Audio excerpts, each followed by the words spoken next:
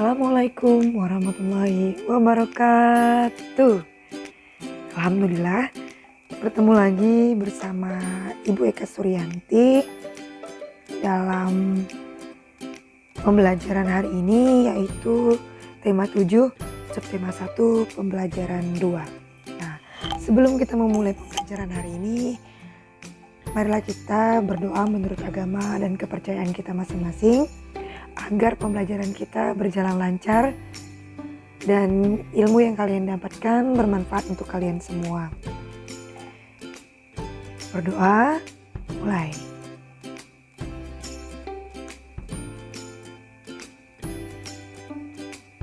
Berdoa selesai. Nah, setelah kalian berdoa, kalian harus mempersiapkan perlengkapan untuk pembelajaran hari ini. Persiapkan buku pendamping tema 7, kemudian buku catatan, dan buku latihan tentunya. Nah, anak-anak, kebinekaan Indonesia adalah salah satu hal yang khas dan menarik dari Indonesia. Bhinneka Tunggal Ika menjadi simbol dari kekayaan bangsa Indonesia akan adat, budaya, suku, dan berbagai perbedaan lainnya yang meski berbeda, tapi tetap bisa hidup berdampingan dan harmonis di bawah nama Negara Kesatuan Republik Indonesia. Anak-anak, dari berbagai macam kekayaan yang ada, lagu daerah juga menjadi salah satu ciri khas dari daerah tersebut. Nah, kita akan bahas satu contoh lagu daerah yang ada di Indonesia. Mari kita bahas sama-sama lagu daerah apakah itu? Nah, anak-anak, pernahkah kalian menyanyikan lagu Apuse?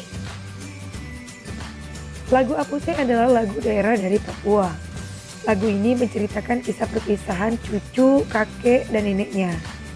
Si cucu ini akan merantau ke negeri seberang. Wah, pasti kakek dan neneknya sedih dong ya. Nah, mari kita dengarkan lagu Apuse dari Papua. Kalian pasti sudah dengar juga ya? Oke. Nah, ini ada lirik lagu Apuse. Nanti Madam akan coba bernyanyi. Kalian harus mendengarkan dengan sesama ya. Oke?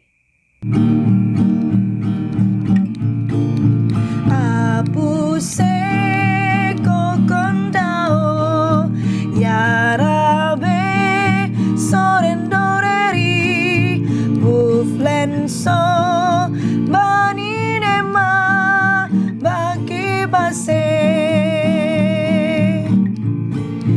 Apuse kokondao yarabe sorendoreri buflenso baninema bagi base Aravabe Aswara Gwar Aravabe Aswara Gwar.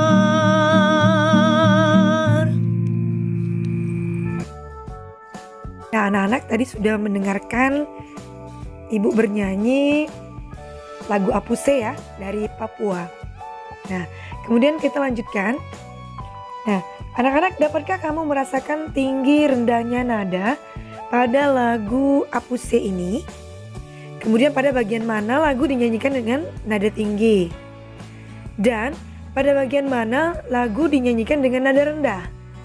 Nah, kalian bisa lihat di sini ada lirik lagu, kemudian ada garis melodi yang menyatakan naik turunnya nada tersebut. Ya anak-anak ya. Jadi kalau garis melodinya naik berarti dia tinggi. Kalau garis melodinya turun berarti dia rendah. Nah, saat menyanyikan sebuah lagu, kamu harus mengerti tinggi rendah nada. Menyanyikan lagu tanpa memperhatikan tinggi rendah nada akan membuat lagu yang dinyanyikan tidak sesuai sehingga tidak enak didengar. Nah, nada adalah bunyi yang teratur. Nada memiliki bunyi rendah dan tinggi. Nada dapat ditulis dalam notasi angka. Nah, ini not angkanya 1, 2, 3, 4, 5, 6, 7, dan satu ada tanda titik di atas. Itu merupakan nada tinggi. Jadi sol mi la si-nya do re mi fa sol la si do. Ya, seperti itu. Di pembelajaran sebelumnya di tema 6 mungkin kalian sudah mempelajari tentang not angka dan sol mi sa si ini. Nah, selain not angka, kita juga mengenal dengan not balok. Nah, ini Madam kasih salah satu contoh, tapi ini dari kunci F kalau nggak salah ya. Nanti dipelajari lagi di rumah. Yang Ibu sayangi, saat kita bernyanyi, kita juga menggerakkan anggota tubuh. Nah, saat menggerakkan anggota tubuh, itu disebut dengan gaya otot. Nah ya, kita telah memahami pengertian gaya, yaitu dorongan atau tarikan yang diberikan kepada suatu benda. Dengan adanya gaya, maka dapat menimbulkan perubahan posisi benda, gerak atau terjadi perubahan bentuk pada benda. Sedangkan otot adalah suatu jaringan dalam tubuh manusia maupun hewan yang berperan sebagai alat gerak aktif yang menggerakkan rangka tubuh manusia maupun hewan serta pergerakan dari organ dalam tubuh. Gaya otot sendiri ditemukan oleh Luigi Galvani. Ia adalah seorang fisikawan dan dokter Italia yang tinggal di kota Bologna. Yang dimaksud dengan gaya otot adalah gaya berupa tarikan atau dorongan terhadap suatu benda yang ditimbulkan atau dihasilkan oleh tenaga otot manusia atau hewan.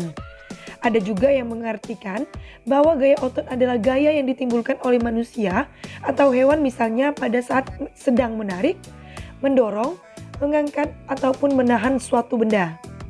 Gaya otot tidak akan lepas dari kehidupan kita sehari-hari karena gaya itu ada pada diri kita. Sadar atau tidak sadar, kita melakukan gaya otot itu. Nah, contoh gaya otot. Yang pertama, bertukar buku dengan teman. Nih ya. Nah, kemudian yang kedua, menendang bola. Apakah kalian suka bermain bola, anak-anak? Pasti senang ya yang laki-laki ya. Nah, kemudian ada sapi yang mendorong atau menarik pedati atau menarik beban. Kemudian ada ayah yang mendorong lemari dan ibu yang sedang mengangkat belanjaan atau membawa belanjaan ya anak-anak sekalian ya. Anak-anak ibu yang cerdas, otot disebut alat gerak aktif karena memiliki kemampuan menggerakkan tulang. Jika otot digunakan terus-menerus untuk melakukan kegiatan yang berat, otot juga akan mengalami keletihan. Pada saat otot mengalami keletihan tetapi tetap dipaksakan untuk melakukan kegiatan, itu akan timbul cedera otot atau kram otot. Kebiasaan bergerak atau posisi tubuh yang salah juga dapat menyebabkan cedera otot.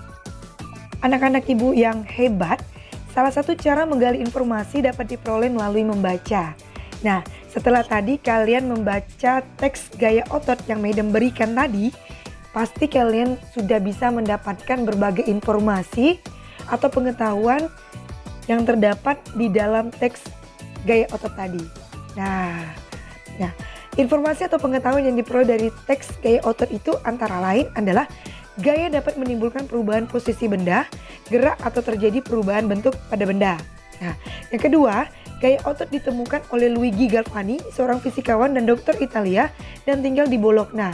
Ketiga, dalam kehidupan sehari-hari kita tidak terlepas dari gaya otot. Nah, dalam menemukan informasi atau pengetahuan dari sebuah teks, kamu sebaiknya memperhatikan hal-hal berikut.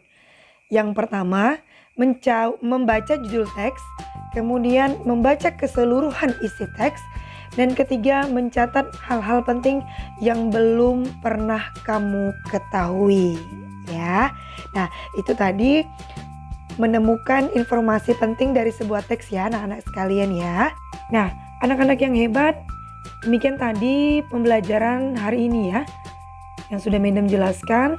Nah, di slide ini kalian bisa lihat tugas latihan SPDP, itu ada 3. Ini ada teks lagu atau lirik lagu Gundul Pacul, kalian bisa melihatnya di situ kembali. Dan ini tugas bahasa Indonesia serta tugas IPA.